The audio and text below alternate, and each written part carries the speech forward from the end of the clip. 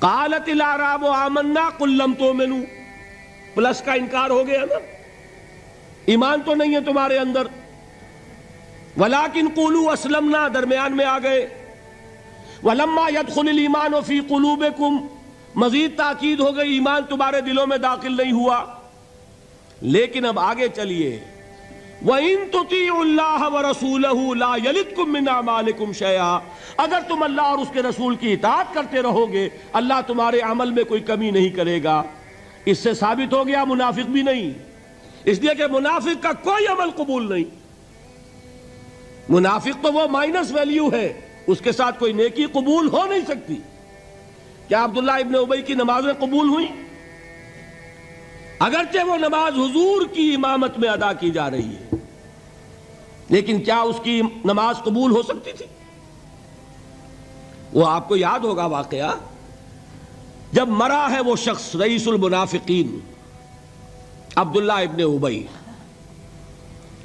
اس کے بیٹے ہیں عبداللہ ابن ابی، وہ مومن صادق، نوجوان نہایت صالح۔ اب ایک سعادت مند بیٹے کو تو باپ سے محبت ہوگی کہ نہیں ہوگی؟ وہ بیٹا حاضر ہوتا ہے حضور کی خدمت میں، حضور میرے والد کا انتقال ہو گیا، آپ اپنا کرتا عنایت فرما دیجئے تاکہ میں اس کو کفن دوں۔ حضور نے سوچا اور کرتا اتار کے دے دیا۔ حضرت عمر کھڑے ہو گئے، وہ تو تھے نا، ان کا جلال اور ضبط نہیں کر سکتے تھے، ان کا وہ انداز تھا جو حضرت موسیٰ کا تھا۔ حضرت خضر کو 3 دفعہ ٹوکا کہ نہیں، یہ کیا کیا تم نے؟ بغیر کسی جرم کے اس بچے کو ختم کر دیا، یہ کیا کیا تم نے؟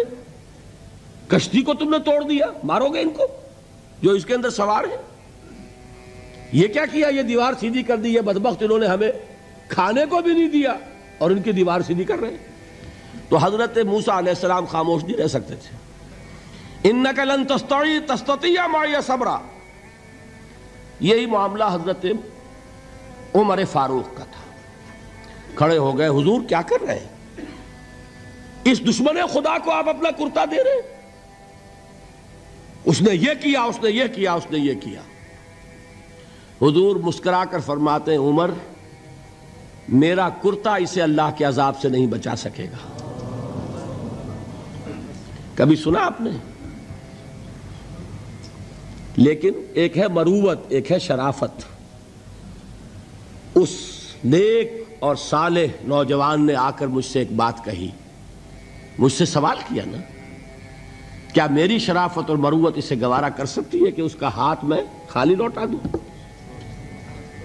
لیکن یہ نہیں کہ میرا کرتا اسے عذاب سے بچا لے گا۔ لَيْسَ لِلْإِنسَانِ إِلَّا مَا سَعَىٰ وَأَنَّ سَعْيَهُ سَوْفَ يُرَىٰ، نہیں ہے انسان کے لیے مگر وہی کچھ جس کے لیے اس نے محنت کی، بھاگ دوڑ کی، جو کمائی کی ہے وہی ملے گا، اور جو کمائی ہے وہ ضائع نہیں کی جائے گی، وہ دکھا دی جائے گی، یہ ہے تمہاری کمائی۔ تو انسان کا معاملہ تو عمل سے ہے نا۔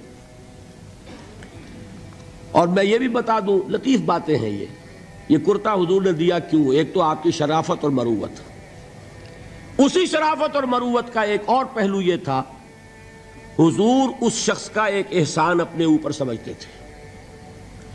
غزوہ بدر میں حضرت عباس حضور کے چچا کفار کی طرف سے آئے تھے، ایمان نہیں لائے تھے اس وقت تک، اور وہ اسیران بدر میں تھے۔ بدر کی جنگ کے بعد جو قیدی تھے ان میں عباس بھی ہیں رضی اللہ تعالی عنہ۔ ان کو پاس کرتا نہیں تھا، کرتے کی ضرورت پیش آئی، وہ طویل القامت انسان تھے۔ عبداللہ ابن ابی نے اس وقت کرتا دیا تھا عباس کو۔ اس کو محمد الرسول اللہ اپنے اوپر ایک احسان سمجھتے تھے کہ میرے چچا کو اس شخص نے ایک وقت میں کرتا دیا تھا۔ آج در حقیقت محمد الرسول اللہ صلی اللہ علیہ وسلم نے اپنے اس احسان کا بدلہ چکایا ہے۔ بہرحال بات جو ہو رہی تھی اس کو سمجھیے، منافق اندر جو کچھ ہے وہ ہے اور اللہ جانتا ہے، اللہ کا رسول جانتا تھا لیکن اس نے اس کو چھپایا اور تاکید کر دی، جس کو بتایا بھی ایک صاحب ہے حضرت حذیفہ ابن یمان۔ کچھ منافقوں کے نام بتا دیے تھے آپ نے یہ میں واقعہ آپ کو پورا سناؤں گا جبکہ نفاق پر گفتگو ہوگی، لیکن ساتھ ہی کہہ دیا تھا دیکھنا کسی کو بتانا نہیں، یہ میرا راز ہے تمہارے پاس۔ اب لوگ ان سے پوچھتے بھی تھے، وہ بتاتے نہیں تھے۔ ان کا نام پڑ گیا صاحب و سر نبی، یہ نبی کے رازدان ہیں، ان کے پاس نبی کا ایک راز ہے، وہ راز ہی رہا۔ میں بتاؤں گا کہ کس نے پوچھا تھا، وہ تب نفاق کی حقیقت سمجھ میں آئے گی۔ بہرحال یہ بات سمجھ لیں، قانوناً ایک شخص مسلمان ہے، حقیقت کے اعتبار سے اس کی تین شکلیں ہو سکتی ہیں، یا مثبت طور پر مومن اور ایمان کے درجات بے شمار ہوں گے، +1 سے لے کر +انفینٹی تک، یا منفی طور پر منافق، -1 سے لے کر اور -انفینٹی تک، اور درمیان میں ایک زیرو کا مقام بھی ہے، نہ منافق نہ مومن، بس وہ مسلمان ہے، وہ ہے جس کو